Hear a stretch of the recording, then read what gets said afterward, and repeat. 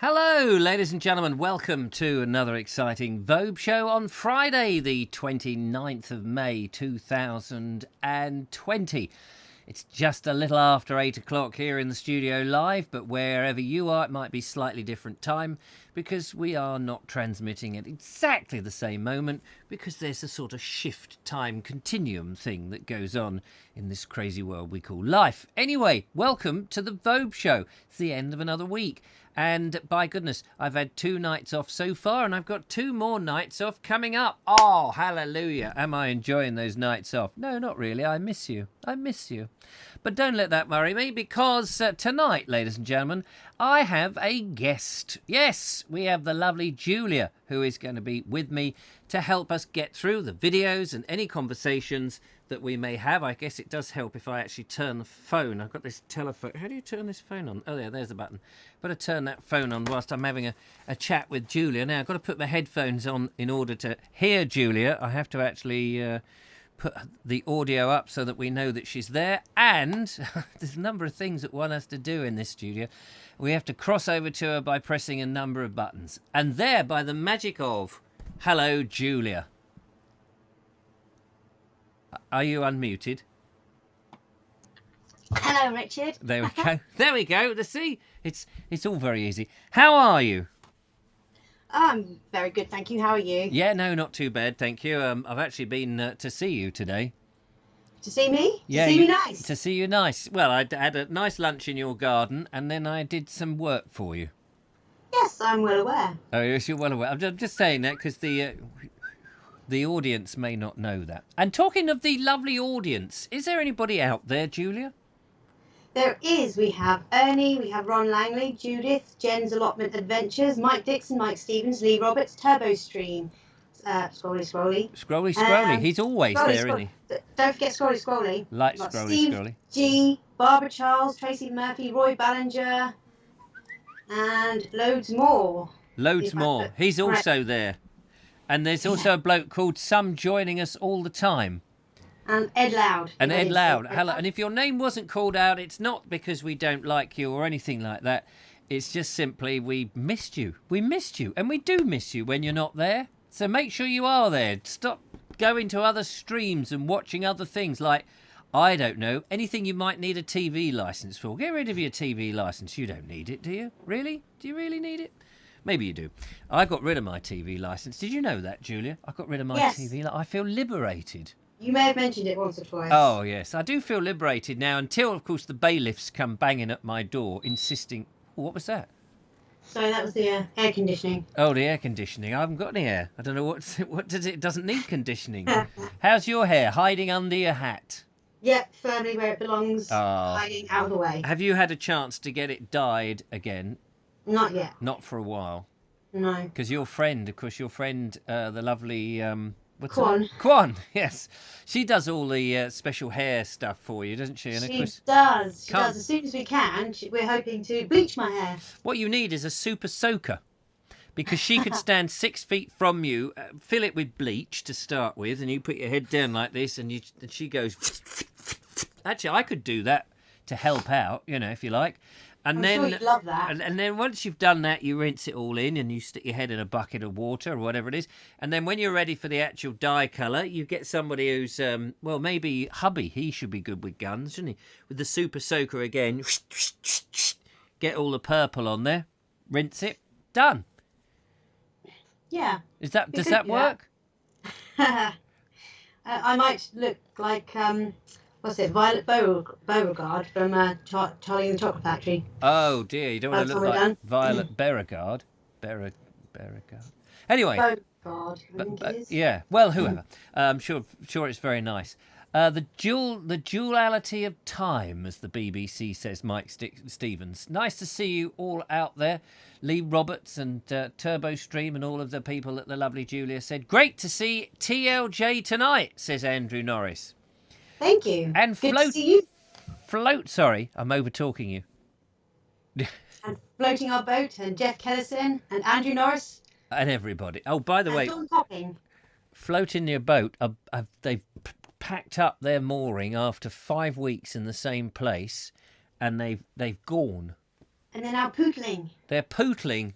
And also, it's interesting because Fran might be interested in Andrew's video tonight because Fran... Oh, was it?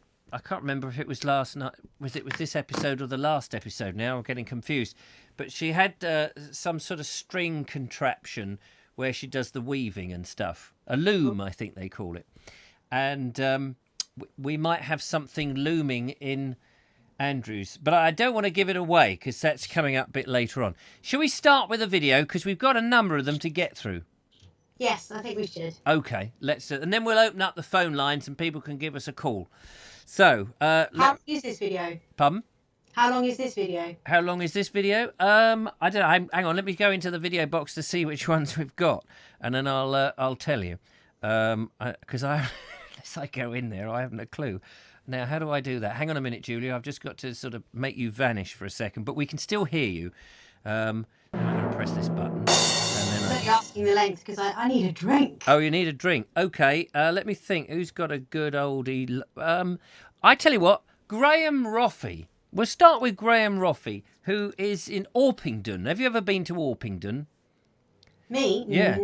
I don't think I have. It's in Kent. I haven't been in there, but there's a river, and it's called the River Cray.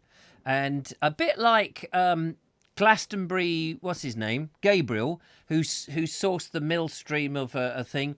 Graham Roffey goes in search of the River Cray. So let's have a watch of that. You've got about 4 minutes to go and sort out a drink. So your time starts now.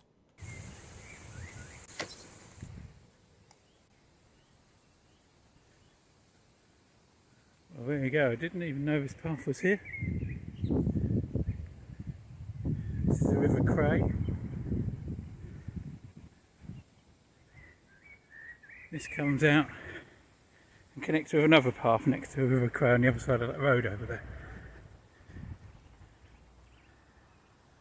Here we go, we can see the River Cray flowing along there. There's a pond, this is a boating pond through there. And just see the road ahead of me. The path carries on next to the River Cray on the other side. Some quite Victorian houses there. Probably got a better view. Ah yeah, there's a better view. There's the pond and the river.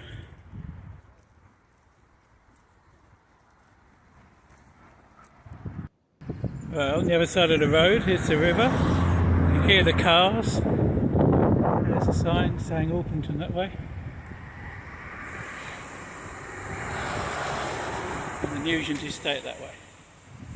And this is a winding path all the way through to the shops.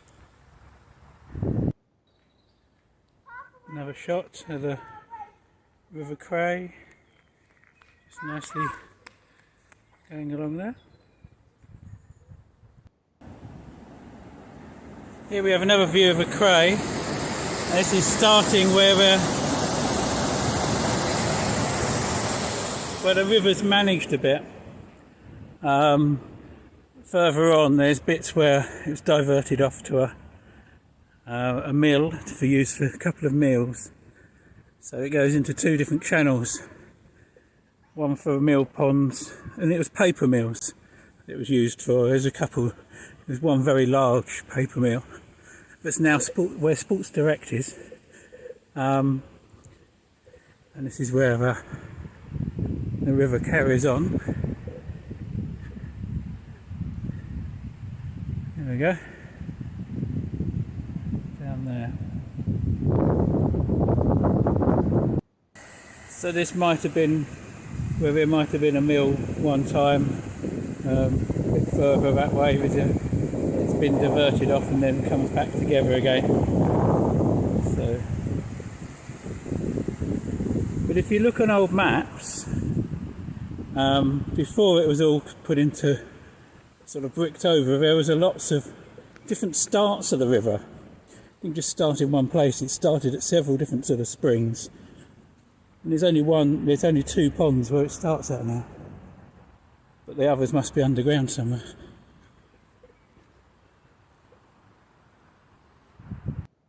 So along this bit here,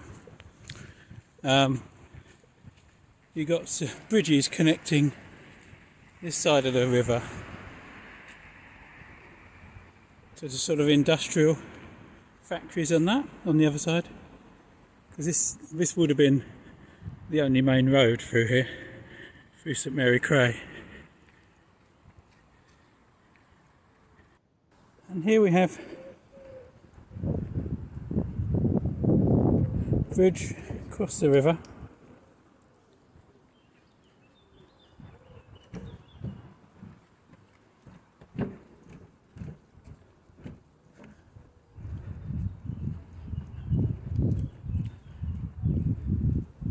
And this is where the sort of tranquility stops,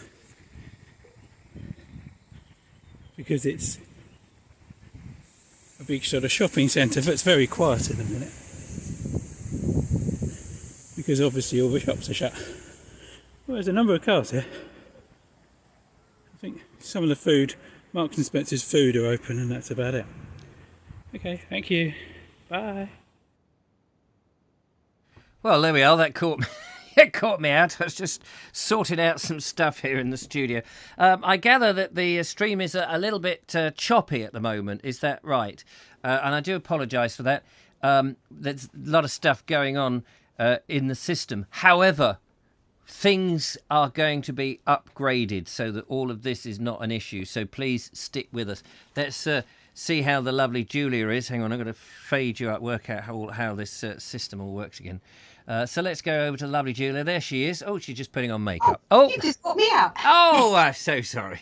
Wait a minute. What have you done to your hair?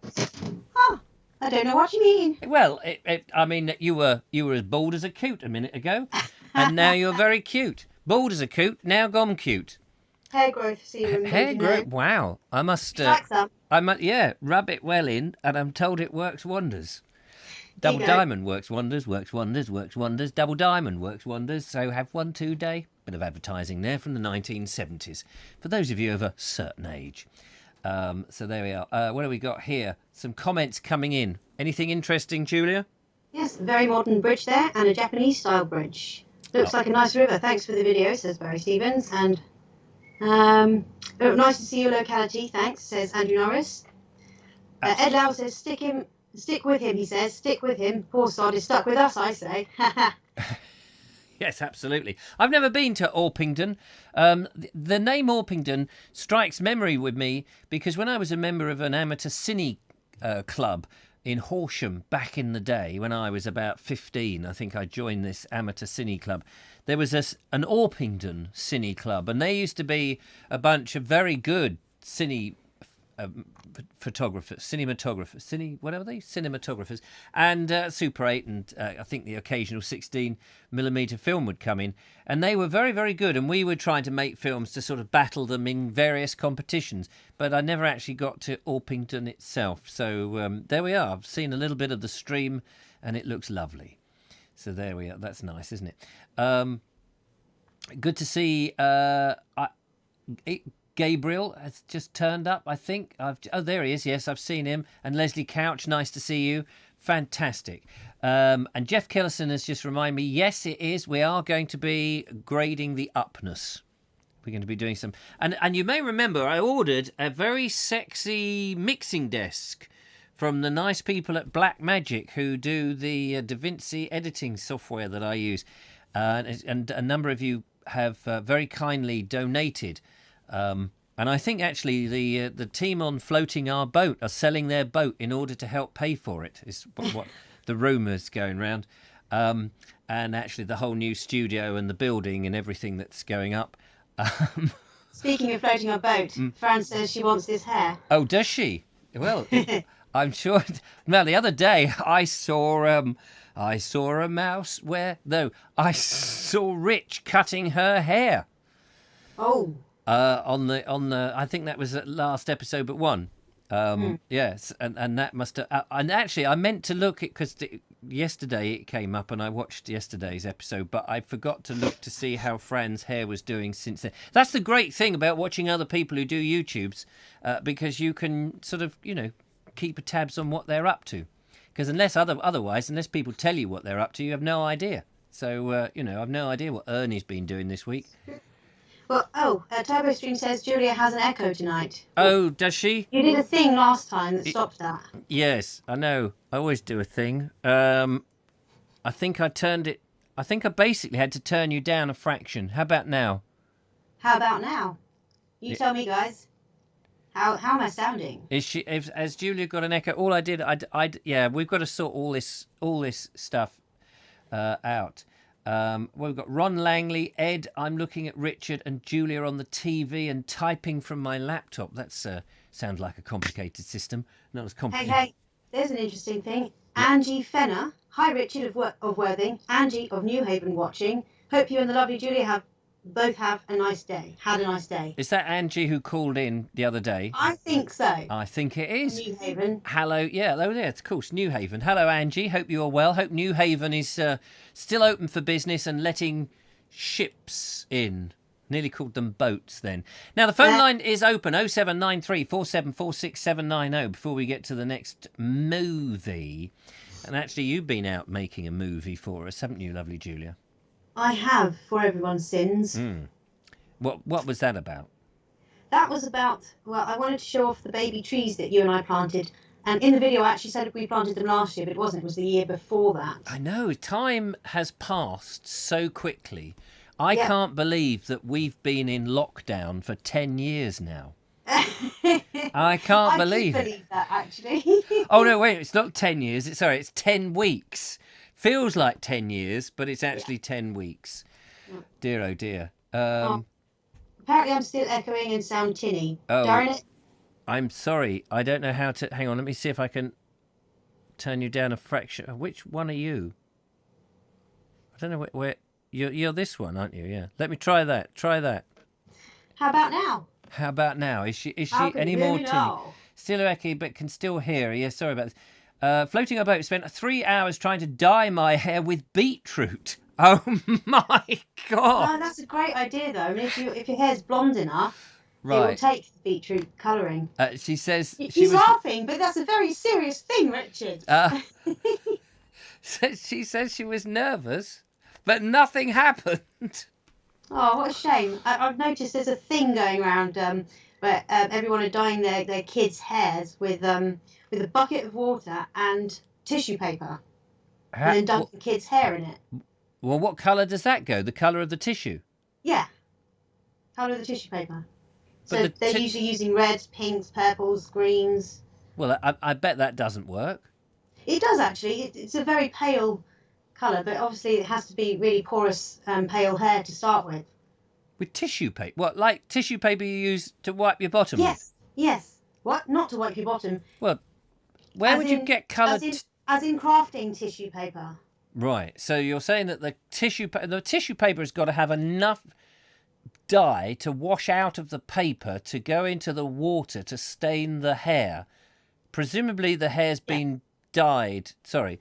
Presumably the hair has been dyed beforehand. Bleached. Most kids' hairs are quite fair, especially in the summer anyway. Right. The sun bleaches it naturally. But yeah, I haven't seen anyone actually bleach their kids' hairs for it. But if the hair is light enough in colour, it will take on some of the hue. Right. Oh. It's one of those fads going around. Julia sounds like she's the other end of a drain pipe. Oh, crikey. Down in the gutter where I belong, apparently. Oh, who said that? Me. Oh. No, sorry, there was this voice down at the end of the... you sound okay in my headphones. There is a bit of... I've got a bit of funny noise coming out of the loudspeaker. I wonder why that is. I need to think about how you are coming into the desk. Well, you're coming into the desk out of the computer. Well, that's just so I can hear you. I don't know.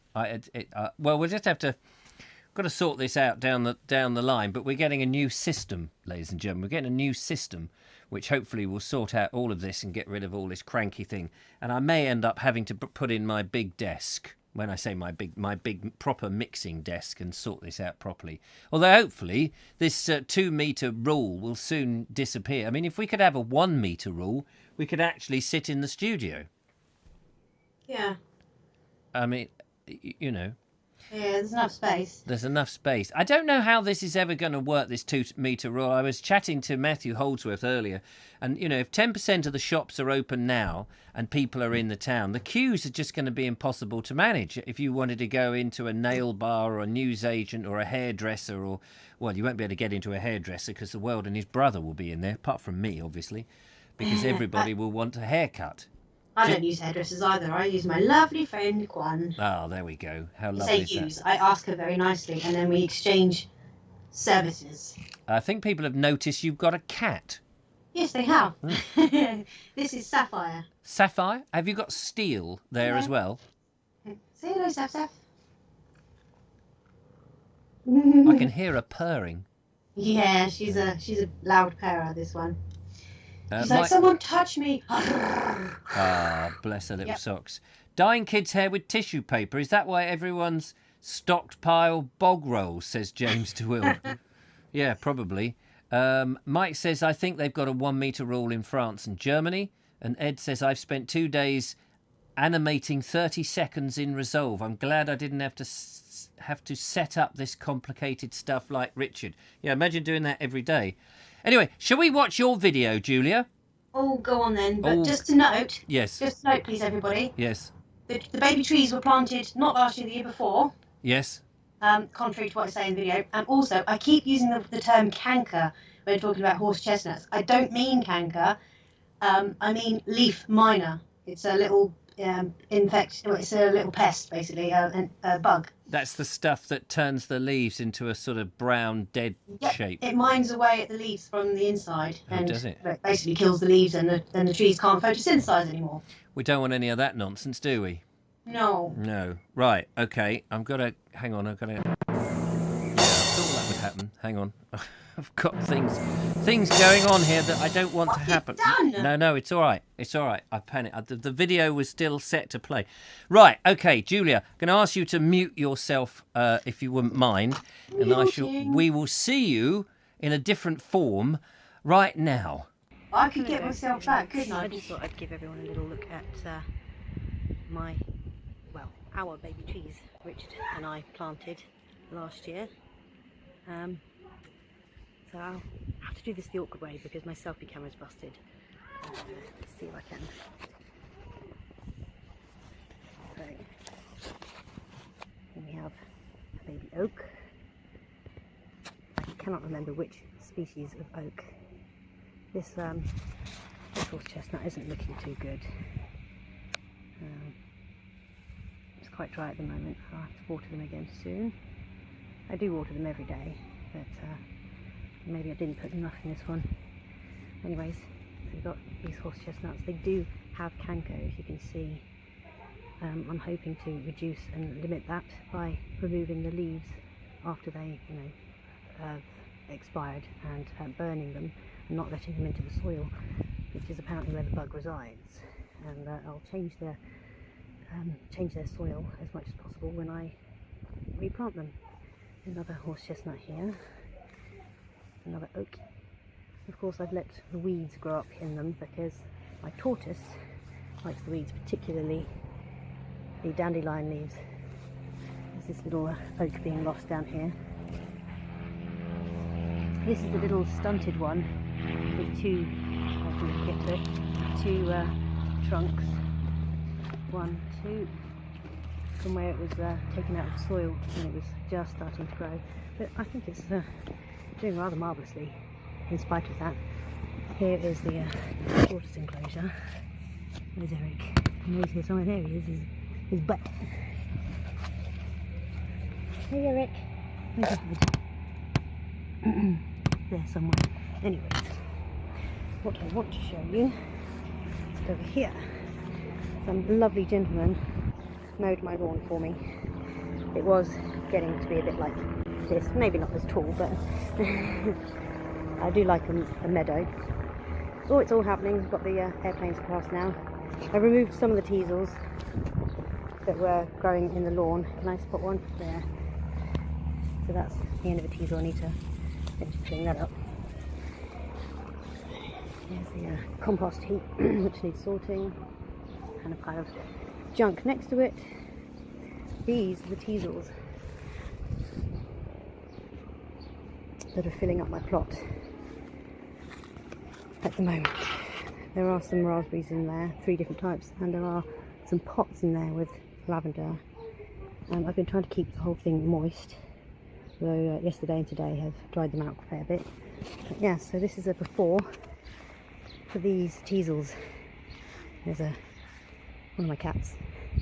Hey, Saf. So I will try pausing this and do some weeding and carry on in a minute.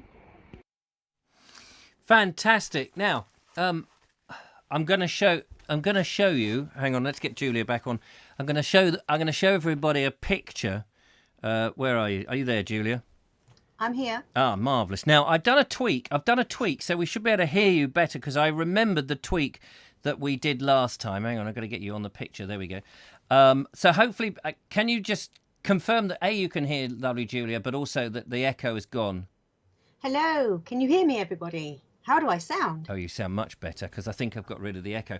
Now, I want you to just keep talking about your stuff and the stuff we've done, because on my phone I took a picture of the work we did, and I want to show them what we did in the garden, because the last shot you saw was all those teasels and the overgrown, but I took a picture, the after picture, and I left my phone in the other room. So I'm going to go and you just keep chatting to people. Yeah, since that video was done, beginning of this week, I think it was. Or was it last week? Might have been last week. Yeah, it was last week. Heavens knows, it doesn't matter. But since then, I did have another attack at it. But Richard popped round today, this afternoon, and well, I didn't even have to crack the whip. He just got right on after we'd had some lunch, distanced, and yeah, and he's cleared the lot. It looks fantastic, and I think we're about to see. We are. I just got to get into the phone and find out, excuse me, where I put the picture. Let's have a little look. Where is it? Somewhere in here. So I can't do this over the webcam, so I've just got to do it over the what's the name. So I don't know how manually. Yeah. So that's the area all cleared up now. Yeah. If that shows it maybe a bit better. I can. So basically, all the teasels have gone, and we're back to pretty much an empty bed, ready to plant some stuff in. So what are you thinking of planting? Oh, that's what the rest of the garden looks like now as well. Can you hold that closer? Oh yeah, there we go. Yeah, the grass has gone like dead hay, hasn't it? Yeah, it has, because I didn't water it that night, unfortunately, so it's kind of frazzled. But it'll come back. It'll be fine. It doesn't hurt our feet when we walk across it, so that's all right. But what was the question you asked? What are you going to plant? But before you answer that, let me just say that Beach Writer says careful with measles in the compost, as they can get replanted that way. Measles? Yeah, I don't think she means measles. I think she means teasels. Oh, teasels, yes, of course. Yeah. Yes. They're a swine, aren't they? Yeah, they don't have the heads on them at the moment. There's a couple of heads left over from last year, actually. Oh, yeah, because you had Madame Guillotine in, didn't you? And you were doing a bit of the old French Revolution stuff. Robespierre and all that. Just that I mentioned it. You've got these weird spiky heads on them that have all the seeds in, yeah. Oh, yeah. Yeah, we don't want any of that. No. So, I'm going to burn them. Burn them. Burn, baby, burn. So, so have you thought any tips? Is the Veg Grower podcaster giving you any tips, Julia? Is the question. Our dear Mr. Suckett is always on hand. If I've ever got a problem or a question, I can always give him a tinkle or message him. So I haven't pestered him lately because, well, actually, I did phone in on the 24-hour show, that live show yes. he did. So I had a good conflab with him then, and we worked out what I needed to do. And we're slowly working through it. Well, you've helped me do a large chunk of that. I've got to get on and sort out the compost heap and pull all the twigs and branches and things out and mulch them down and dig out any of the compost and stick that on the plot. And it's not easy when you've got a 9-year-old who's stuck at home because schools are closed and a baby of 9 months, 24 hours. And, you've got projects that you want to do, walks that you can't do with me. And all of that, it's not an easy thing. I mean, I've got life. I'm at the moment the life of Riley. I mean, I just have to look after me. My kids are grown up, so I just, it's a very lonely life. Obviously, I have no one to talk to in the evenings. I'm just all on my own, and I don't know what Playing the tiny violin for you. Don't know what to do with myself, especially Monday, Fridays, and Wednesdays. Got no one there to chat to or anything. I just sit looking at a wall.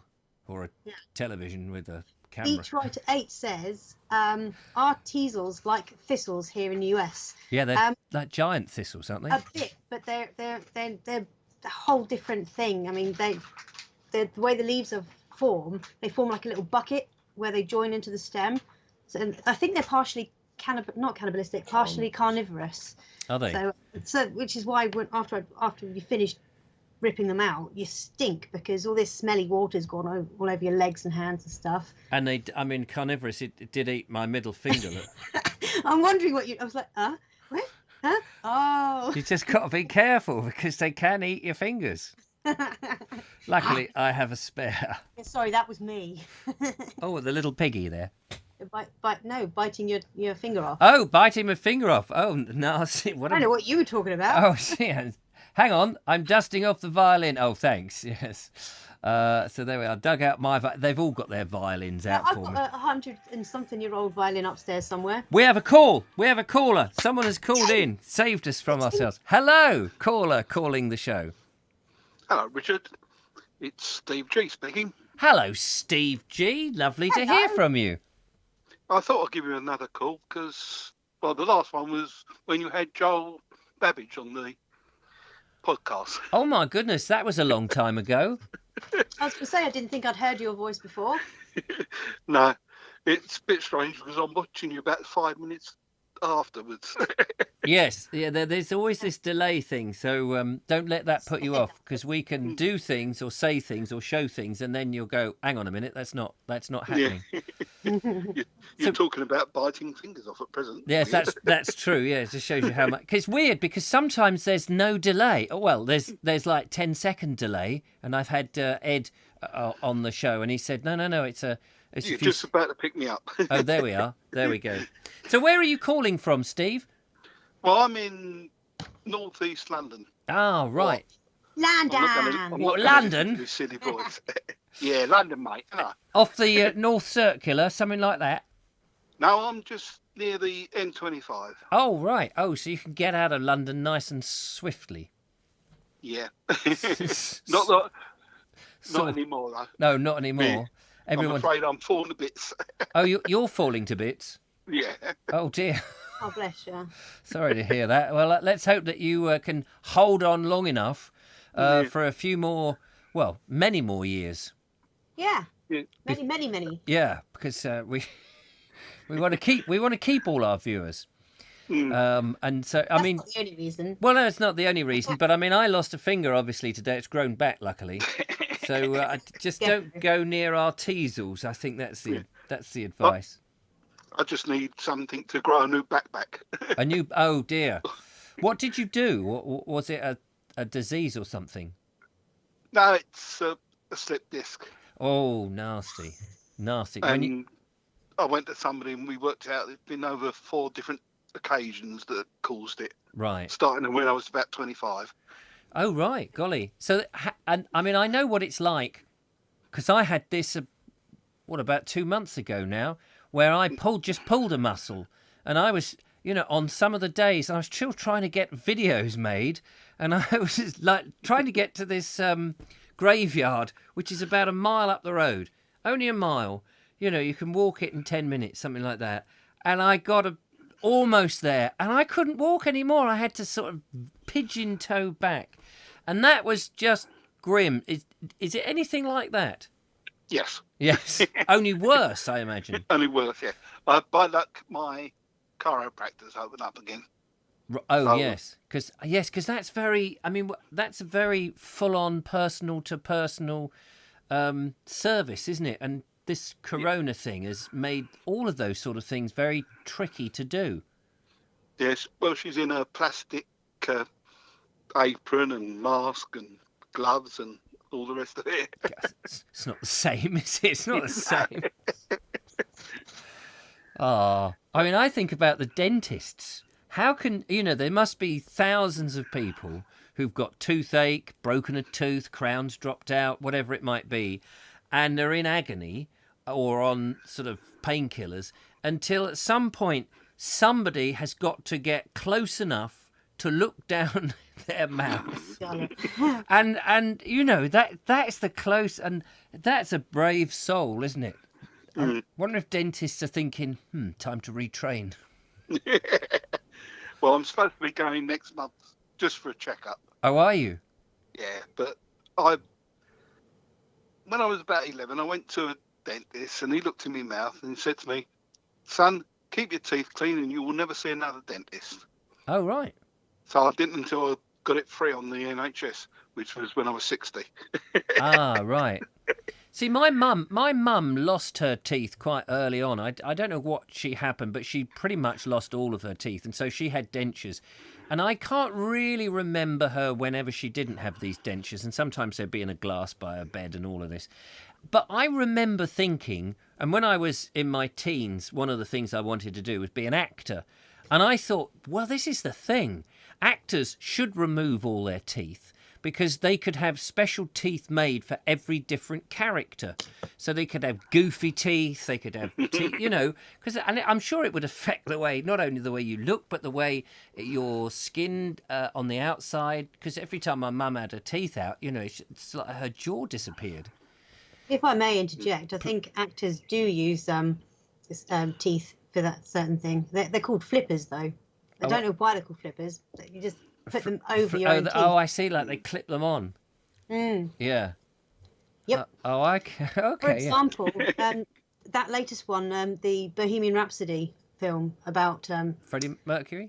That's the one. That actor wore a big old flipper over his teeth instead of putting them on his feet when he was swimming. I don't know why they call it a flipper. It's teeth. It's teeth. They're not dolphins, are they? No. Right. So did you have anything in mind that you wanted to discuss with us, Steve? No, I just thought I'd have a general chit chat. Oh, good. Well, I like general chit chats. They're the best. I was texting, well, not texting, but communicating with Floating Our Boat earlier on about the days I was in pantomime. Oh, really? What were you doing in pantomime? Oh, no, you wasn't.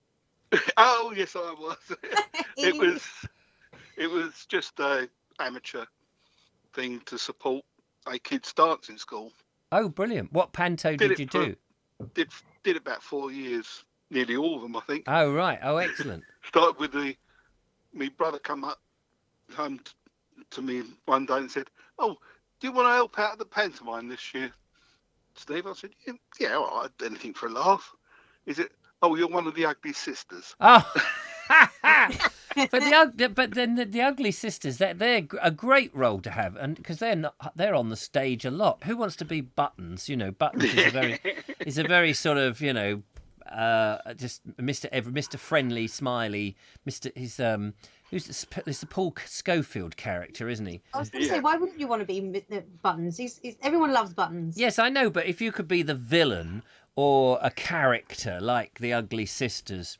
I don't know whether you can go to the ball, Cinderella. That sort of thing. Of course. Fantastic. Yeah, my brother was brought up with the gang show and all that time. Oh, yes, of course, the gang show. So I was technically supposed to be a straight person. Right. And were you straight, or did you crack? I couldn't stop laughing. No. Well, that's what it's all about, isn't it? Yeah. Absolutely. But, it was a good laugh. I can imagine. I had to give it up because I wanted a certain job in the company and I had to study. Ah, Oh, see, I thought you were going to say, and they said you can't do pantomime, and you can't come in as an ugly sister and be customer facing. So hey ho. Well, Anyway, it's all good. It's all good experience. I think a bit of panto or a bit of acting is great for everybody, because especially if you're dealing with the public, because it brings you out of yourself and raises up your non-frightenedness talking to people, confidence. Yeah. That was the word. I put that in a very long distance way round. Yeah. Well, Anyway. yeah, no, lovely to talk to you, Steve. Do ring in again. Give you another call another time. Yeah. Bye. Yes, please do. Bye. There we are, Steve G. Last time I spoke to him, he said, was when I was talking to a chap called Giles Babbage, which must go back over 10 years. It's a long time. Question from Sean James Cameron. How are you missing the BBC? How? I'm not. Because I can listen to the radio. Because that would be difficult for them to start. I was thinking about that. They could say, well, you mustn't have a radio, but you'd have to take a radio out of your car. So they can't do that, can they? They can't stop you listening to the radio. And I've got a radio in the kitchen.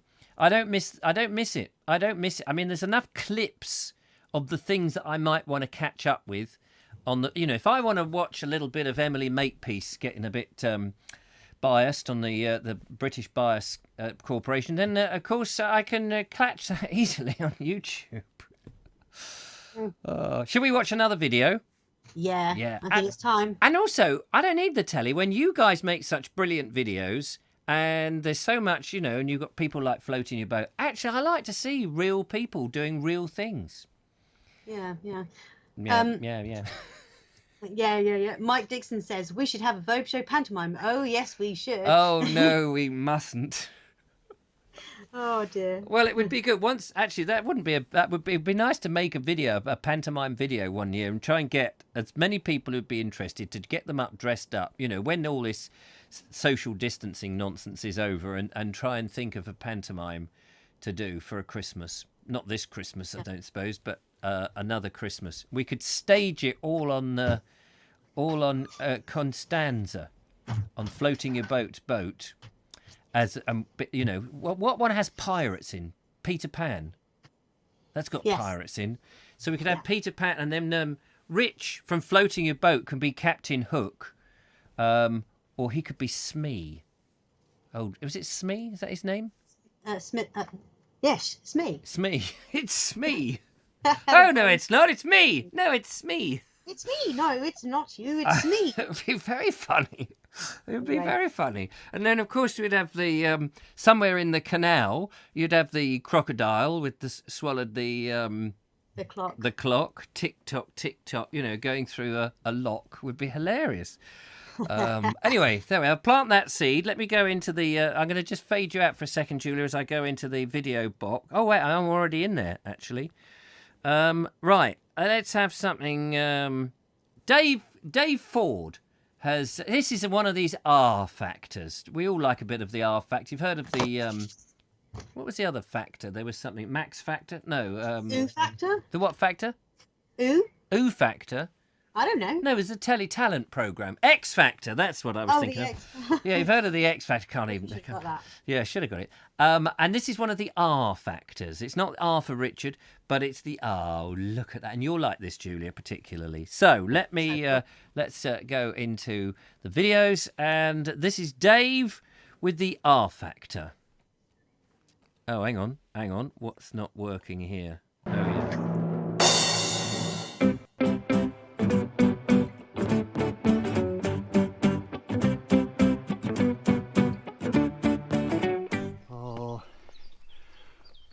Baby there. I'm not going to get too close. They're best to be left alone. But it's this time of year that all the foals are born, roughly about the same time. That way that there's should be plenty of forage on the forest for them. In fact, round about now, all the stallions are out. They're put out for 5 or 6 weeks, and that way, with the gestation period of a horse being what, roughly, is it 11 months? Means all the foals will be born at the same time. But oh, you really are a cutie. So I don't want to stay around here for too long, or disturb them for too long. Only a matter of days old, I reckon. Okay. I know there's a temptation to go and touch them and cuddle them, but you mustn't. It's actually against the law. There's a bylaw. You've got to leave the livestock alone because they are owned. They are semi-feral as well.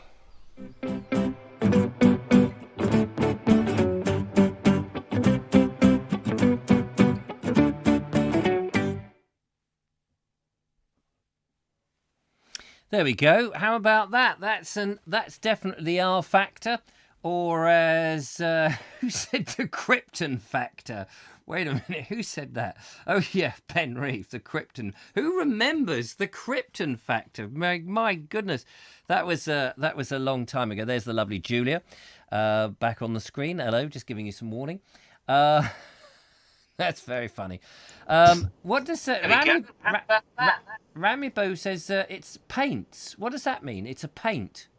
It's the coloration, the white with colour over them. Oh, I see. I see. It's an American term, actually, I believe. Oh, is it? Oh, right. Oh, okay. Got confused now. I thought that was the make of them. No, not the breed. No. Oh, yeah, Just the breed. Just the colour. How lovely is that? Great to see them. Everybody's like that. Lovely horses used to ride many moons ago. Yeah, so there we go. I knew you'd like that, Julia, because you like your horses or ponies. Rather do. Yes. Now, I think Ramiboo said hello to Chaz. We've seen Chaz mysteriously walk behind you. Yes, a couple of times. Going to deal with the kids and back. Oh, is he there now? He's here now. Hello, Chaz.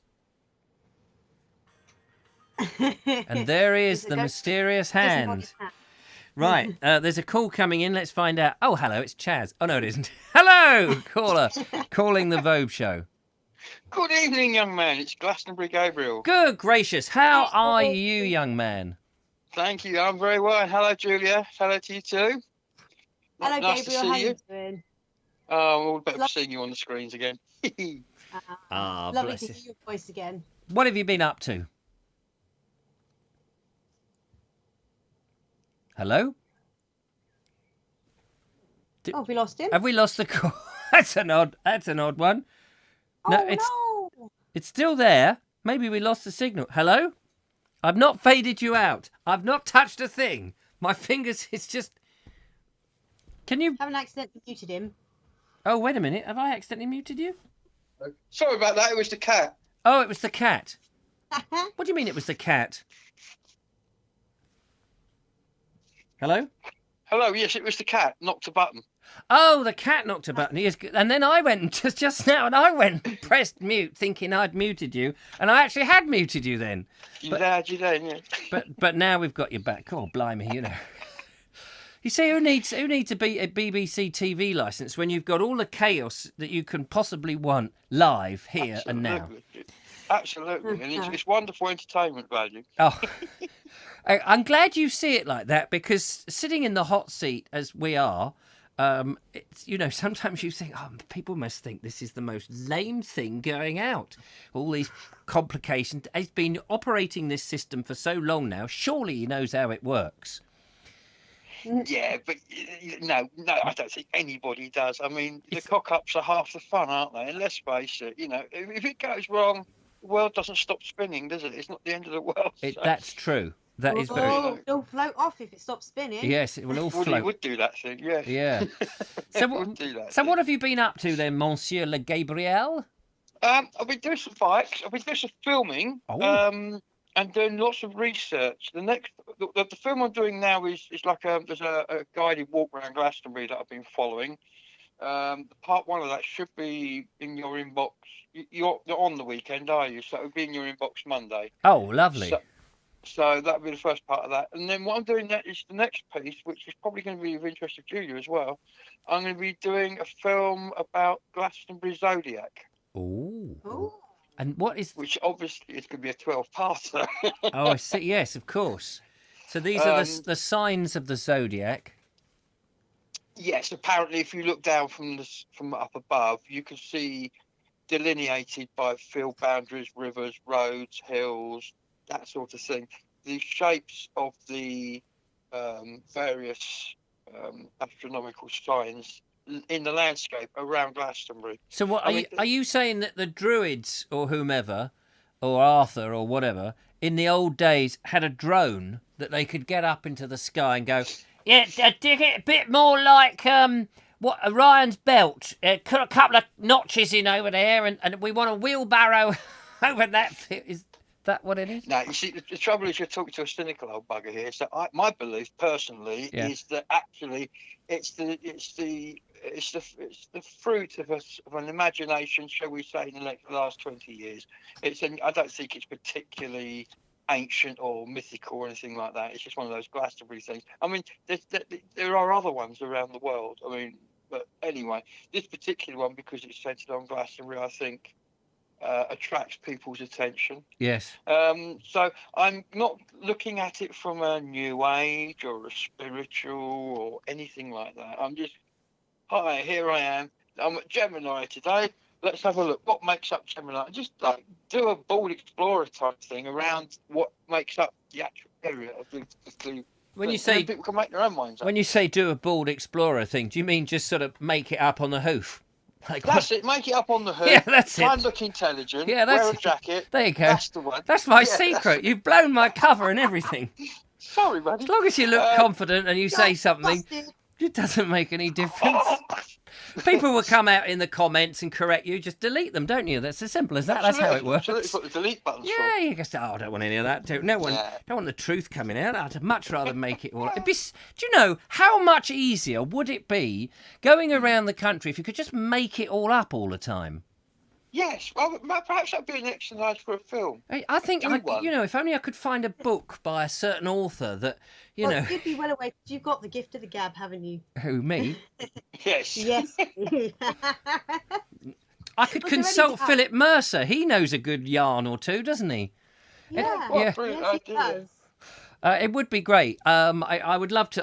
I do sometimes wish I'd started the Bald Explorer off with doing it, deadly serious and going around the landscape and saying, well, this is a Roman wall that's been put up by the Saxons. And, and just playing around with it. And I know that there's a comedian who brought out a series, and I thought, oh, blast. Now somebody else on the BBC had come out with it. Wilhelmina Klunk, or whatever her name is. Kunk, I think it is. Careful how you say that one. Yeah, you've got to be very careful. The actress that plays that, she came out with some sort of thing. And it was very well written, I have to say. But it was my idea again. But not, obviously, not my idea. It's an idea that anybody could have. I was going to ask... Yeah, no, go on. Just imagine how the adenoids would be flapping after an episode of that. Don't you know that actually the B642 runs parallel to the B475 and does game in? Oh dear, oh dear, oh dear. You could hear them in the breeze, couldn't you? Oh, I mean, there'd be... Do you think the comments then arguing amongst themselves would be amazing? Yeah. So you just make it all up. Make it all up. And it's like, the thing is, it wouldn't really matter. It's all entertainment at the end of the day. Half of what you watch on the news is made up anyway. So. Oh, I think it is. Now, I was going to ask you as a question. Bank Holiday Monday we had, and the Bank Holiday weekend with it. It all merges into one when you're on lockdown, doesn't it? It does, but but we were allowed to travel now. We were allowed to go places. And I wanted to ask you, because the last time we spoke, you said Glastonbury was a bit of a ghost town, everything was shut, and there was nobody, and no reason for people to come. And I wanted to know, did people come over the bank holiday? There were the odd extra hippies wandering around, but not that many. Not like it would normally be. No. I did, so some people did come, even though there were no shops to go in. They could just walk up and down and go, "Oh, it's closed," and look gormless. But they tend to do that anyway, walking up and down the road. You can see the tourists, they're the ones with their mouths open. Yes. As they walk up and down the road. They've got that sort of look on their face, bless them. But no, I mean, what we've got down here now, you've got Weston-super-Mare, which is about, the straight line as a bird would fly, about 10 miles. Right. They've actually closed the hospital to new admissions because they've had a huge influx of people, and there's what these local spikes, I think they call the area. But when you say an admission of COVID patients or just any patients? Yeah, COVID, they're snowed under. There's been a bit of a spike in Western-super-Mare for some reason. It's one of these hotspots. Now, it's flared up. I shouldn't probably say this, so I'm not going to mention the hospital. No. But my son works as a receptionist at A&E in a hospital, not too far from it. I'm not, this is probably, I shouldn't be saying this, but I'm going to. He told me the other day, and he's only had this job for about a month now, and of course at first it was during the lockdown and nobody was coming. And he said it was like a ghost town. He says now that people are out and about again, he says they're all coming back in again. Yeah. And he said the other day he's sitting there and this bloke comes in and says, "Oh, hello, I've been stabbed." And I said, "What? You've been stabbed?" Yeah. And he'd been stabbed 3 times. One in the back, one in the chest, and one in the leg. Stoned me. No, stabbed he was, not stoned. And I said to him, What? And he said, "Oh yeah, there was blood everywhere. Somebody had picked him up off the street and then delivered him into the hospital and asked if they got some tissue so he could clear the blood off the car." Wow. Oh, I know. And then I said to Billy, I said, "Well, what do you do in a situation? Is there like a special emergency bell that you ring if someone's coming in with profuse blood coming out of them?" And he said, "No, I just said, I think he did ask, I think he rang and said, I've got a bloke who says he's been stabbed. What should I do?" And they said, "Yeah, just let him in." So they took him into the cubicle and did whatever they did with him. But apparently he was stabbed in the back first, and he didn't know he'd been stabbed. He just thought he'd been hit very hard. Because, yeah, they say that with people who've been stabbed. Yeah. It's like being hit hard. So obviously he'd been hit or stabbed, but he thought he'd been hit, so he'd gone in to turn round to, defend himself, and then he was knifed 2 more times. And of course Billy was telling me all of this, and I'm just getting more and more queasy, and my knees are going because I'm not really into blood and stuff, and I'm just thinking, oh, it's not good. Even now I'm feeling a bit weak. Yeah. Don't look at me like that, Julia. Oh, I'm feeling queasy now too. Yes. But yeah, apparently it's insane. People are now coming back to A&E like you've never seen before, And one person came in, he said one person came in who said, "I've got this problem with my foot." And he said, "Oh yeah." He said, "Well, 6 months ago I fell over and did something, and it's been troubling me ever since." 6 months ago. And it's like, you're out of warranty, mate. Yeah, it's like, what? You've come back now? And I said, "Well, it's, it just seems to still hurt." And he says, "What? After 6 months, if you've broken it or done something, it's going to have fused back together in, go and see a GP and get some painkillers." And I went, "Oh, all right then," and then left. Blimey. It's very odd, very, very strange. And he said, "Yeah, you see all sorts of life in A&E. I bet you do." The other thing I've been doing is, do you know what an Harry Trinity is? Oh, Julia, do you know what an Harry Trinity? Harry, A-R-R-I, Trinity. Okay. Nope, now, Trinity is 3. Hang on, let's work this out. Trinity is the 3. You get... It's a piece of photographic kit. Oh, okay. So, no idea. Okay, it's basically what it is. An Ariflex. Is it Ariflex? Made by Harry. A-R-R-I. A-R-R-I make Ariflex, but Harry make Trinities as well. Oh, Harry Trinity. Oh, okay. That's a bit of pucker film gear. Oh, it is. It's like a gimbal on a Steadicam that you can fly around, and they have specialist operators running around with these things. But I'm building one. I'm going to look it up now. Hang on, ladies and gentlemen. They can suddenly Julia's vanished off the screen. What? Harry Trinity. I'm just typing it into Google to see if I can get a picture. Hang on, an image.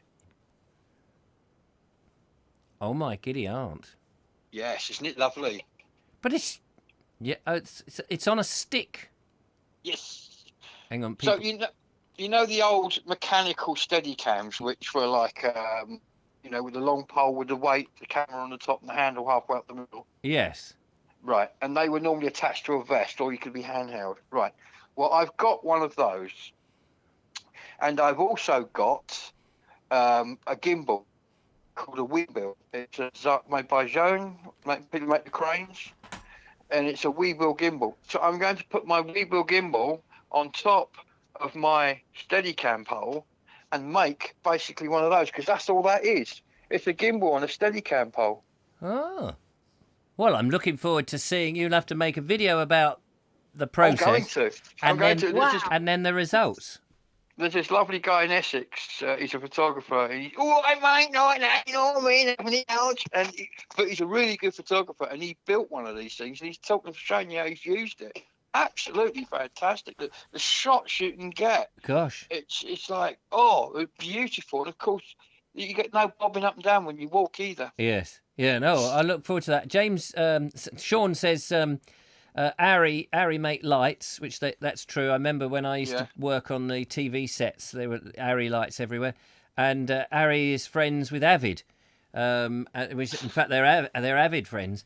And Avid, of course, make one of the earlier non-linear digital, well, not... I don't know why they call it non-linear now, because, you know, linear is such an old-fashioned thing. You don't need to say it's non-linear. It's just digital editing systems. But they say, oh, it's non-linear. NLE, mate. I'm using my NLE. Yeah. We could have seen Richard's dubious search history then, says Mystic Hair. Yeah, my search history is very dubious. But don't worry, I've got Sea Cleaner cleaning it up every morning, taking away all the incriminating evidence. Just got to say, Julie, I'm loving the look. Nice to see your hair all colourful again. Yeah, it's nice to see. Can't wait. No, go on. I used to have purple hair in the late 80s, early 90s. I went through a phase of everything was purple. Literally, shoes, socks, everything I wore. I used to dye my hair and bleach it purple. I had a purple... In fact, I've still got a purple top hat floating around somewhere. I think we've got a nutter. Hat around somewhere. We've got a nutter on the line now. We've got a nutter. This nutter came in. Sorry, who let this nutter in on the show? We can't possibly. Anyway, nice to have spoken to you, Gabriel. It's nice to catch up. It's been a while. Yeah, no, it's. I mean, one purple nutcase is one thing, but a second one. No, I'm only kidding. It's been lovely. Better. It's been lovely. Yeah, look forward to your next video. Yes. Has he gone? He slammed the phone down in disgrace. No, he's still there. Has the cat touched the thing again? He's just being silent now. He's gone into the silent mode. Radio silence. He's giving you the silent treatment. Oh, please don't. I'm here. Oh, you are. You are. We were just trying to sort of slowly say goodbye in a nice, charming way. Yeah, no, it's the cat. I can't blame the cat this time. That was my fault. Oh, right. I pressed the button. Oh, you pressed the button. Well, listen, we look forward to your film, your next video, which is great. Yeah, and I look forward to this lockdown finishing so we can get you down here. Well, even if we must come to a stage soon where you can stay overnight. And I think B&Bs are going to be opening up very soon. Yes. Well, I'm keeping my ear to the ground here, so as soon as they are, I can let you know. Yeah, do. That would be very good. But don't keep it on the ground too long in case somebody treads on it. Yes, Might get some absolutely. ants in there. Yeah, ants in your ears is not good. No, especially not those fire ants. They've got to bite like a bitch. I didn't hear that. Anyway, enough of this gay banter. We must go and put a video on. Yes, been lovely to talking to you. Lovely to see you, Julia, and talk to you all soon. Yeah. Bye-bye. Take care. Bye-bye. Bye. Bye, all. Bye. There we are. Lovely Gabriel. All the way from... where does he come from? I've forgotten. Oh, I've got to keep these on to listen to. Oh, yeah, Glastonbury. Yeah, I knew there was a strange place that he's from. That's brilliant. Ari can't pronounce his H's, says Ed Loud. No, that's very true. Right, we better bung in another video. And by the way, tonight we're going on to 9:30. I shortchange you in the week, but we thought we did have a discussion about this. And Julia said, well, as long as the kids are okay, I'm happy to stay. We'll go on to 11:30. I couldn't really say no after you've done all that work for me today, could I? No, that's true. Not 11:30, 9:30. 9:30. Just testing you were listening. What? Yeah, 11:30. 11:30. 11:30. Right, hang on. I'm going to go back in the video box and see which. I'm going to give you some names, and you can tell us which one you want to see next. Okay, Julia? Okay. Okay, hold on. That's the New Forest pony. Hang on, I've got to get out of there. Hang on, wait. Oh, God, why do I forget to turn them off? So if I don't turn them off, they come back on again. But when I go in the box, I've got to work this system out a bit better than this. Right, okay. So here we go. You can have a moment of Murphy. You can have a moment of the Andrew Norris moment. Actually, the Andrew Norris moment would be the one to go for. But we've still got Barry and Mike. So there's We've got 4 videos. Yeah, 4 videos. We've got Murphy, Mike, Barry, and Monsieur Le Norris. But I'm urging on the Norris because there's something that Fran might be into, and they may have sailed off into the night before. I don't know if they're still there. Yeah, pick a colour, any colour, as long as it's purple. Yeah, yes, we'll go for Andrew Norris then, please. But you can choose the next one. How about that? Yeah. All right then. All right. We'll go on. Sorry, I know that's a bit of Hobson's choice there. Don't worry. But it's only because we saw something looming in floating about a week or so ago with the wall hangings that they put on Etsy, Itsy Bitsy, Nitsy Witsy, Etsy. There we go. I knew it was something like that. Now I just need to check that this is actually going to go into the right place. Oh yeah, okay. So Julia, I've just got to evacuate you for a moment. Oh, you've already evacuated you. Sorry, I didn't realise.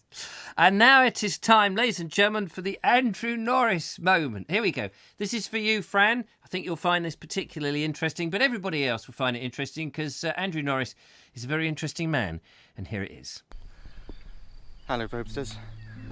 Now, you might remember a few videos ago I showed some pictures of a delicate blue flower. Now, they didn't quite know what it was, but 2 of Richard's viewers managed to identify it for me as Flax. And this is thanks to Linda Kane and to Kim Merton, the Lewis herbalist and storyteller, which was sparked my curiosity because there was quite a largish, not industry, but a lot of people grew flax in order to weave into cloth. And many years ago I filmed that process, so I will show you that footage later. But I was wondering about this plant, whether this field was once used to cultivate flax, or whether the examples that I found were a kind of wild version of it, because they're very delicate, and sometimes when you just touch the plant, the petals fell off, whereas the more cultivated variety is much more robust.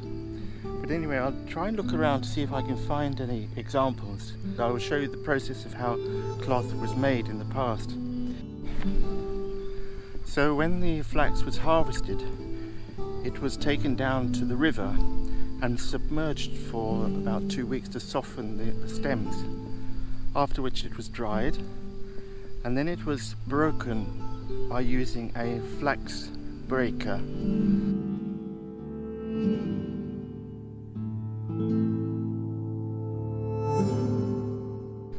So once the fibres had been taken out of the stem, they were combed.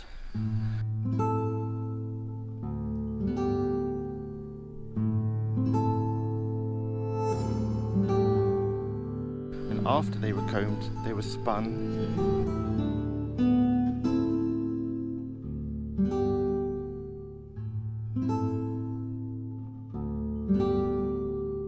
And then they were taken to the loom to be woven into cloth.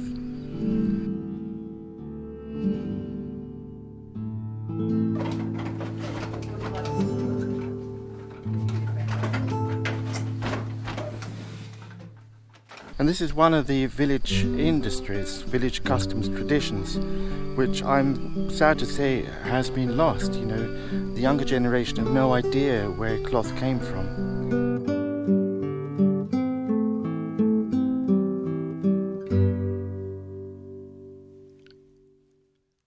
How about that? Isn't that amazing? Isn't that amazing?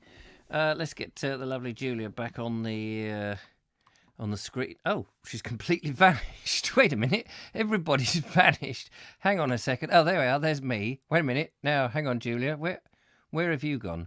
No, I've lost you, Julia. I've lost you. Wait, hang on. I've got to find you. Are you there? I'm here. Can you hear me? Right, I can hear you. I've lost. There you go. I pressed the wrong button. I'm hopeless at this. Do you know there was a time when I was actually quite good at all of this, but I think I don't know what's happened to me. Anyway, Wasn't that another fine moment from Andrew Norris there? Another fine moment. And how about that? What was Flax? Flax turned into not wax, but yarn. Yarn.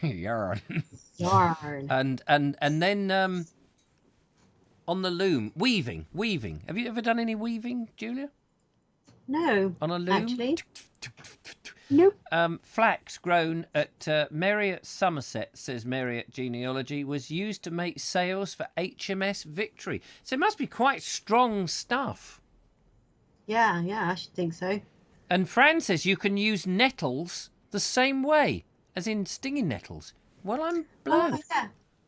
I suppose all the fibres within the stems. Yeah, but what a process. I mean, it's so right, you know, that great big, what looked like an oversized garden peg that the guy was treadling or whatevering, where it was hammering against and slamming it, flattening the stems and then combing it. I thought at first it was going to be used for stuffing, like, you know, pillows and pillowcases and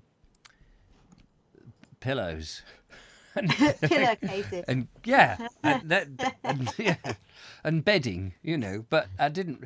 I thought you know, it just goes to show these old ways, as Andrew said, these old ways of doing things are disappearing, and how simple. I don't know how soft, you know, to the skin a flax shirt or a smock or something would be. Presumably they would, you know, the old sheep men. What do you call it? Shepherds. Sheep men. Sheep men. No, gosh. You know, the old sheep men. They probably had smocks made out of flax, didn't they? Yeah. I don't know.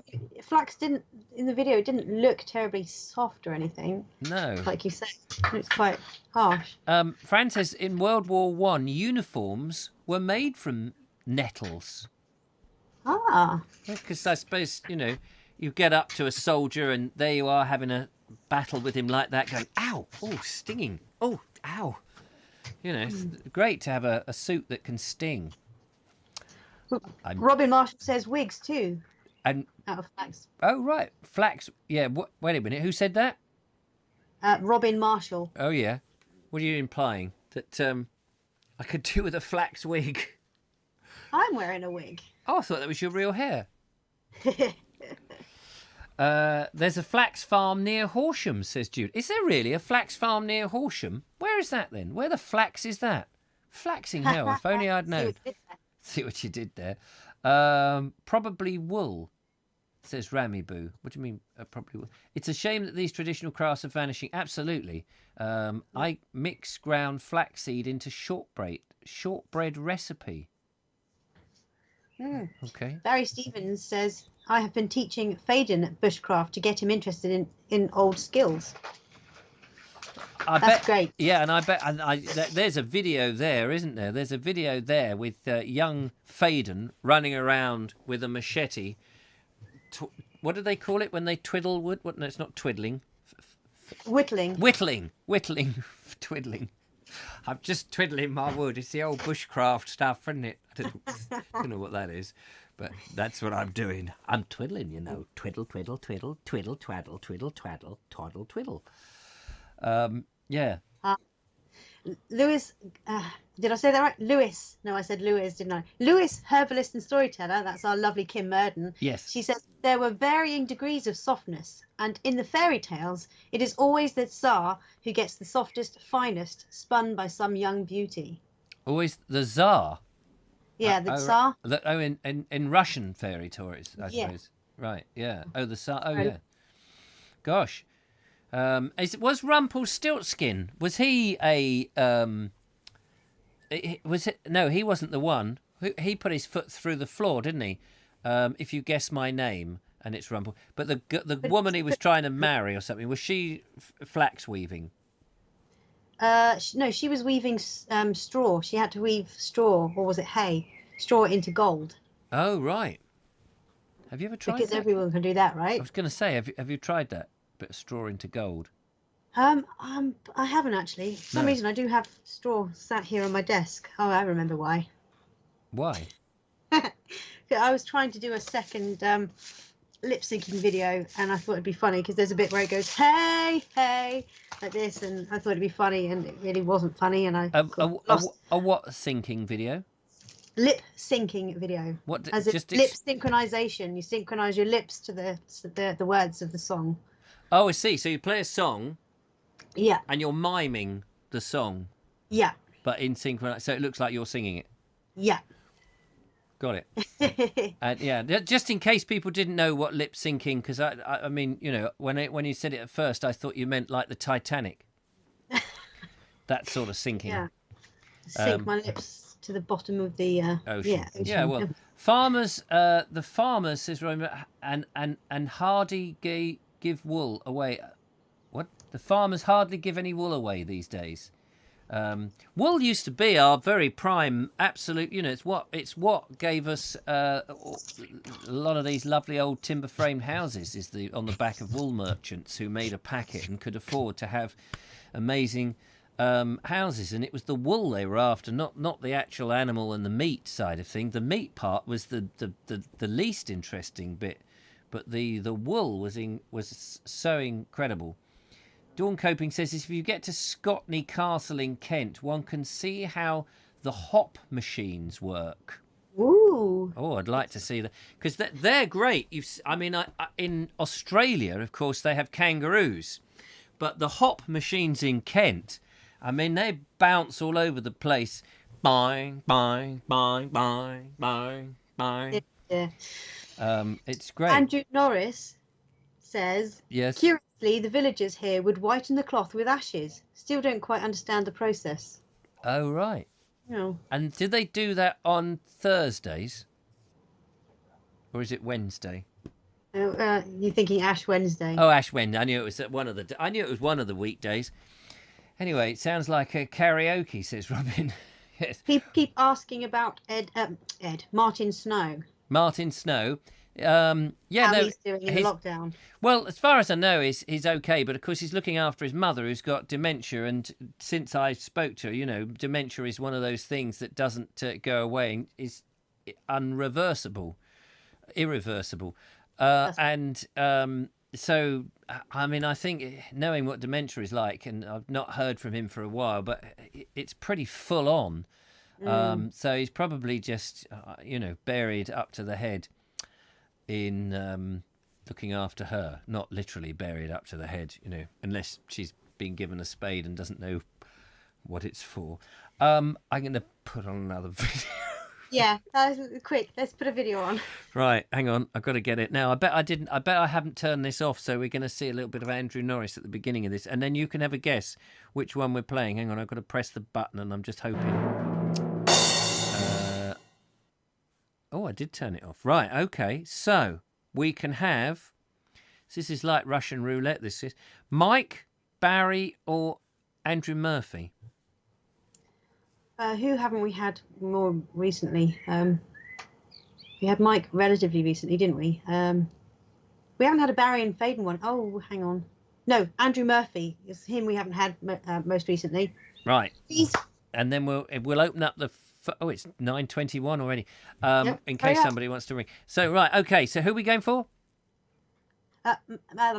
Andrew Murphy, please. A moment of Murphy, ladies and gentlemen. And here it is.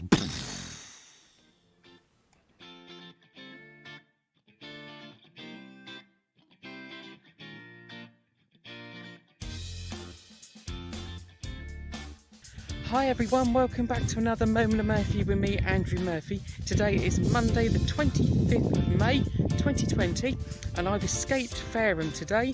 I've come directly north of Fareham to Old Winchester Hill and I thought I could have a little walk around the site because I can.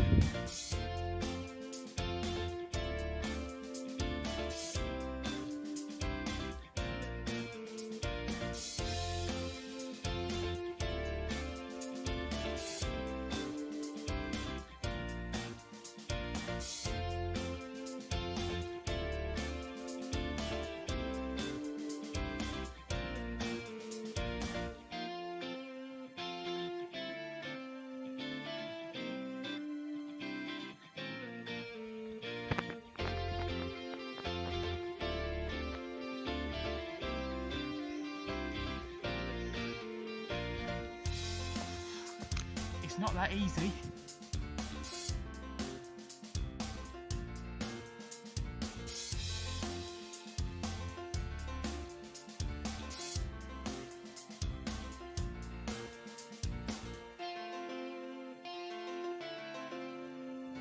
Top of the hill fort at Winchester Hill. Let's have a look around the surrounding area on a 360 panorama.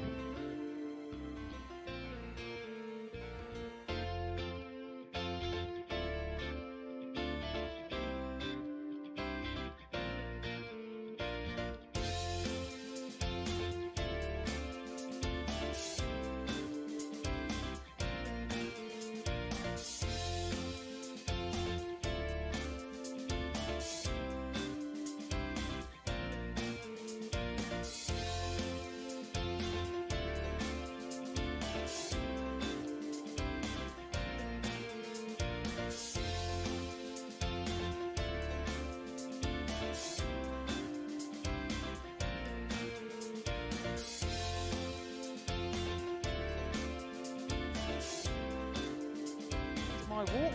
Currently I have left the hill fort that way and heading back towards the car that way.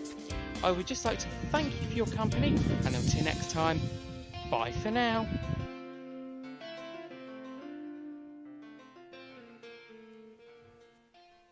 And there he is, the one and only Andrew Murphy, ladies and gentlemen, up there on Old Winchester Hill. Now, if I remember rightly, I have actually done a video with and not Andrew Murphy, with Kevin Hall on Old Winchester Hill. How you doing, Julia?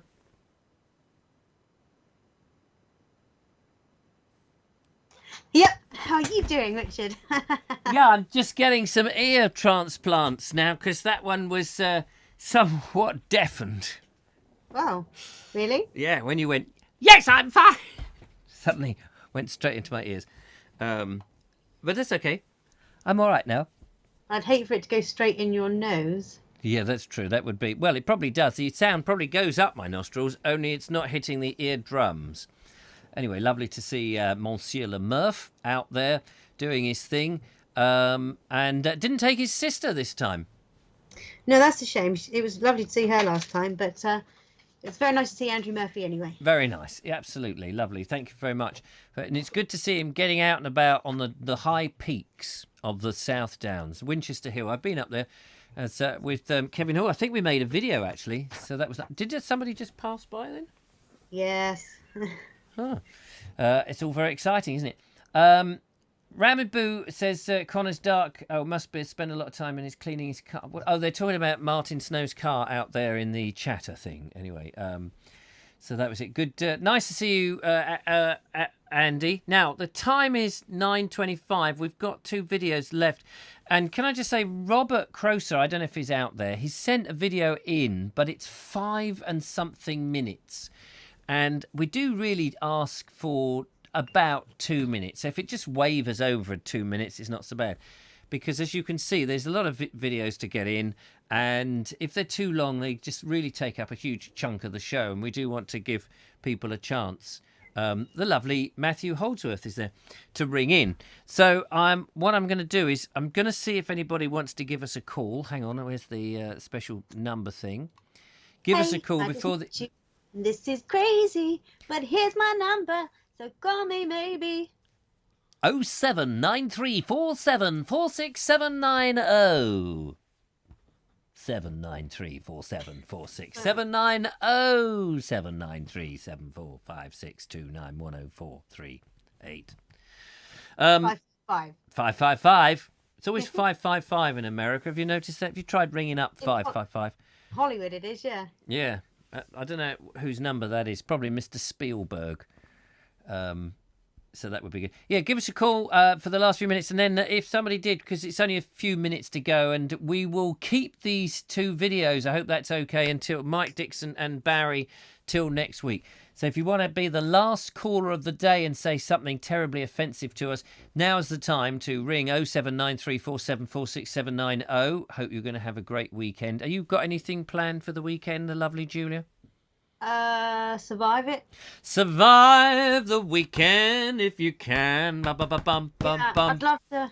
I'd love to take the kids out and do something, but Why can't you? well, everywhere seems to be extra crowded, where everyone's just dealing with the that lockdown, freeing up from lockdown frenzy. It's a bit anxiety creating, but I will try and get them out somewhere. Yeah, I mean, let's think where would be not very busy at the moment. Sisbury Wing was lovely. It was fantastic to see the ponies again. But, yeah, they were nice, that weren't was they? quite busy. Yeah, I mean that's the trouble. Like, people do come crawling out to the beauty spots, but there's loads of places you could go where that aren't the beauty spots. But it's trying to cater for the kids so that the kids have because you might be interested in giraffes and iguanas, but you know what kids are like. They're not the slightest interested in African safaris. We do have a phone call before the end of the show. Let's find out who it is. Hello. Just a very quick one. Yes. Sean from the garden. Sean from the garden. How are you? Just a quick one. Say hello to Julia. Hello, Julia. Hello, Sean from the garden. How do? And to the man in the background walking back and forth. Yeah. Yeah. Back in. Yeah, he's gone back in there with the baby, I think. Ah, that's good. We'll keep this very quick because we've only got like 120 seconds to go. Oh, okay. So, what are the requirements for sending in a video? Because I might do you something this weekend. Oh, well, that's very good. Well, the requirements are as follows. You've got to have... I've got a pen and paper. Right, okay. So, I don't know what your budget is for CGI, but if we could have a little bit of that and some green screen, obviously a bit of dry ice and smoke always goes down well. A car chase, very nice. People do like a good car chase. A couple of space scenes would be nice. And Now, what about the music? Do I have to supply my own band, or do you sort that out? Yeah, well, if you can get a small 60-piece orchestra together, and I think It's just a bit difficult to try and get them up the top of the mountain. Ah, yeah, that is an issue. Well, you could do what the Duke of York used to do. He would march them up to the top and then march them down one at a time. Well, I don't think we'll talk about the Duke of York at the moment. No, actually, you're quite right, actually, yeah. I think he's a bit busy. Yeah, he's trying to fend off Dominic Cummings, probably. Anyway, what I was going to say, yeah, so 720p, if you can encode it at that, because that's really helpful, because OBS prefer it to go out at 720p. Even though, many people out there will film in 8K or something ridiculous, and then they've got to squish it down. It's just that otherwise it does become very choppy. Does it have to go through Ofcom first? Or Yeah, of course, Ofcom. Well, you have to put it in front of the committee there and keep them happy. No, anything you like, as long as there's no nudity, unless it's very, very tasteful. Oh, well, that's true. The weekend video out through the window then. Well, I know it's a nice day and you were going to do it in your Speedos, but... No, well, we've just had International Naked Gardening Day. Oh, have we? It was I think it was two Saturdays ago. Oh, right, because we did have one year Mr. Suggett did a picture of him naked in the garden. Well, I know somebody that made a YouTube video of themselves being naked in their polytunnel. Oh my God! And they just showed the bare, the bare bones of it, and they had their channel shut down. Oh my gosh! Really? There you go. See, be careful. No nude gardening. That's it. Don't want any of that. Don't want the channel shut down. Oh, hey, she's got something coming out of her head here. Yes. I better go. I think you better take it down to A&E. Well, my son will deal with her. Yeah, 720, copyright-free music. And about 2 minutes-ish will be lovely. Radio. And yeah, and make it interesting. That's the only other thing. Heritage, well, it can be about anything you like. Right, I'll try and find something. Yeah, that'd be lovely. And by the way, that rhubbarb never turned up. No, I haven't sent it yet. Oh, that's all right. I thought it may have got eaten. Thought it might have got eaten in the post by somebody who's a bit of a rhubarb and custard fanatic. No, I went to the post office. We were all stood there 2 meters apart, Yes. all afraid to talk to each other. Yes. Well, it's social distancing, isn't it? Some guy just walks in, takes a handful of pencils, pens, and envelopes, and he walks out again. Oh, And blimey. they're all shouting, put them back, and he's going, chase me. And he just ran out, and they said he does it every other day, but they don't want to touch him because of coronavirus. Yeah. Well, why do But they... it was a bit like, I kept thinking about that old entertainer. What was his name? Bruce Forsyth. No, the other one. Chase me. Oh, chase me. Oh, yeah. I can't think of his name now. But why do they put them back, the pencils and thing? Why do they put more out? Why they should say, well, you have to come and ask for a pencil? No, but I thought if you're going to go and pinch something, Yes. What pick they need something to a do bit is, better than a pencil and an envelope, because you've got to go back to postage. But what does he do with them all?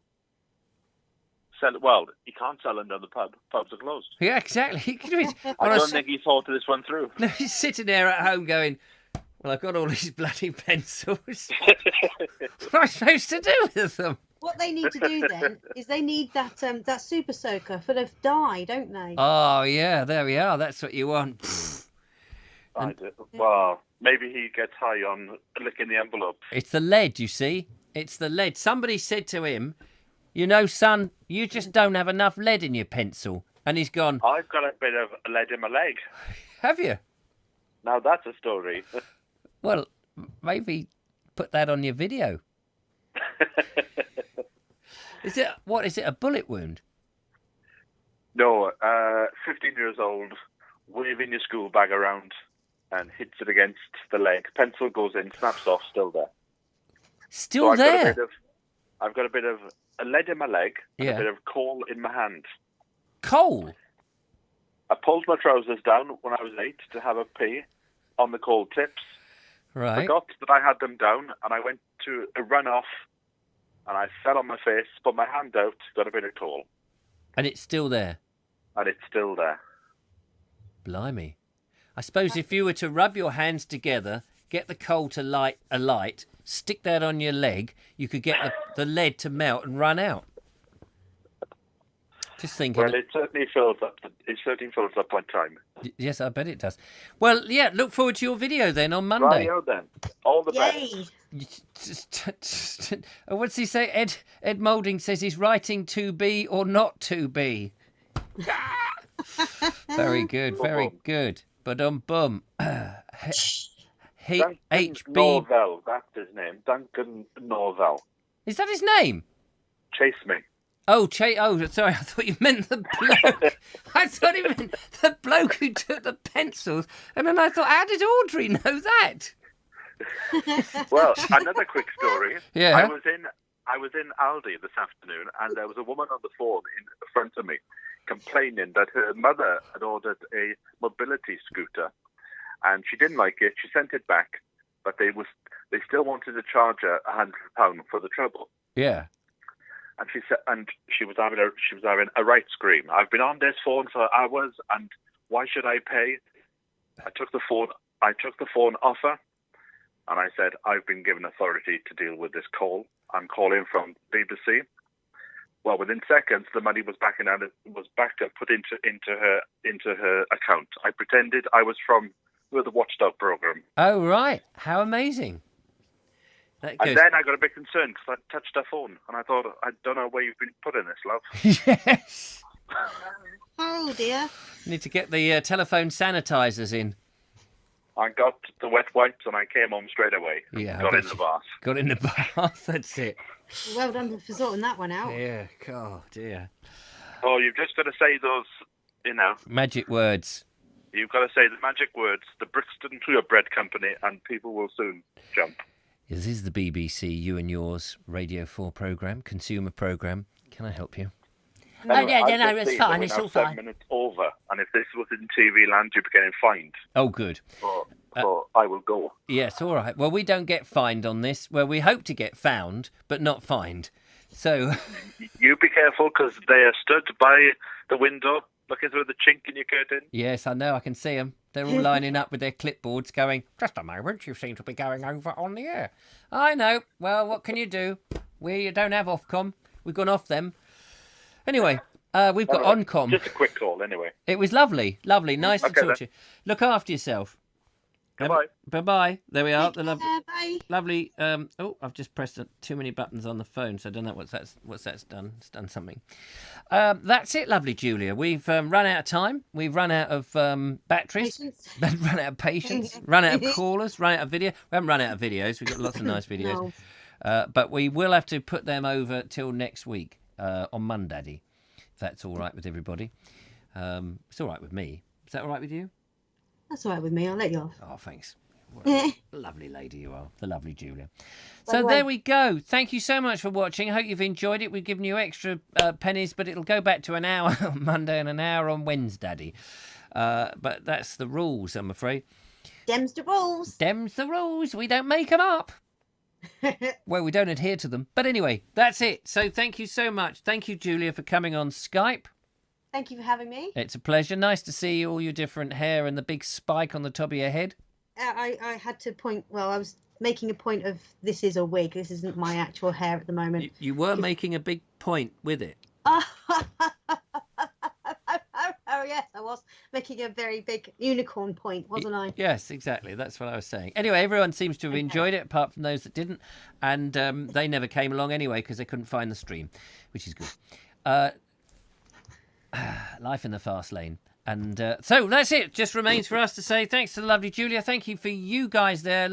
Thank you to Judith out there who's been doing the moderating whilst we've been mucking about. And hope you all have a lovely, good weekend. And if not, we want all the reasons why to us on the back of a £50 note. Send them in and we'll read them. And that's it. So stay safe, everyone, and stay aware. Yeah, aware of what? Or is it alert? What was it? Alert. Stay alert. Yeah, got to stay alert. Although I don't know that they're saying that anymore. They didn't say that. I know. Now it's just stay if you want. I still wish people would just stay back. I like having the personal space, you know. It's Well, you've still got 2 meters of it. How much more personal space do you want? No, not everyone is adhering to that, though, and it's very frustrating.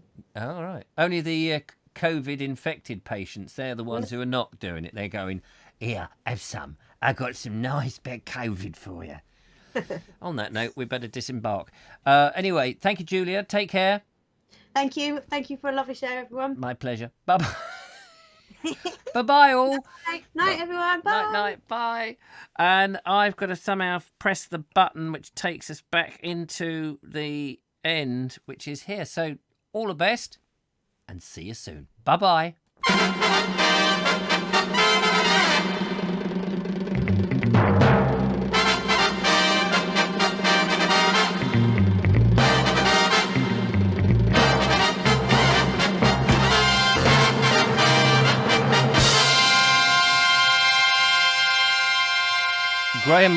Graham Roffey's just... You are on air now.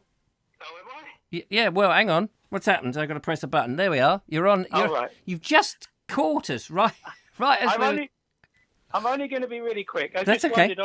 I just wanted to know if you're interested in doing another video a bit further down the river of a river Cray. I think so. What do you think, Julia? That sounds great. There we are. Okay. By the way, that wasn't. That's literally just me videoing it and pausing it on my phone. Yeah, that's what most. That's what I do every day. More or less. I have actually got some software to edit now, but lovely. Yeah, I didn't use it on that one. Well, it was very nice of you to send it in, Graham. It's always great to have a new video producer on the show. Oh, love them. Love them. So more. So yeah, you just caught the highlights there. We're in what they call, what is it, the Easter egg bit. Oh yeah. Yeah. I didn't realise. No, neither did I. But there we are. That's what it is. Anyway, we better go. But lovely to talk to you, Graham. Okay. Bye. Bye. Bye. There we are. It's Graham on the Easter egg bit, the bit that comes after the credits when you actually think we've all finished. Yeah. Yeah. Have we finished? Yeah. Yeah. Have we? I'm finished. Yeah, I've finished too. Night, Julia. Talk to you soon. Bye. Bye. Bye, bye. And I can't do the credits again, so I'm just going to press this. And even that doesn't. Why doesn't that work? I don't know. What's the matter with the blooming system here? I'm sure there it is. Toodles.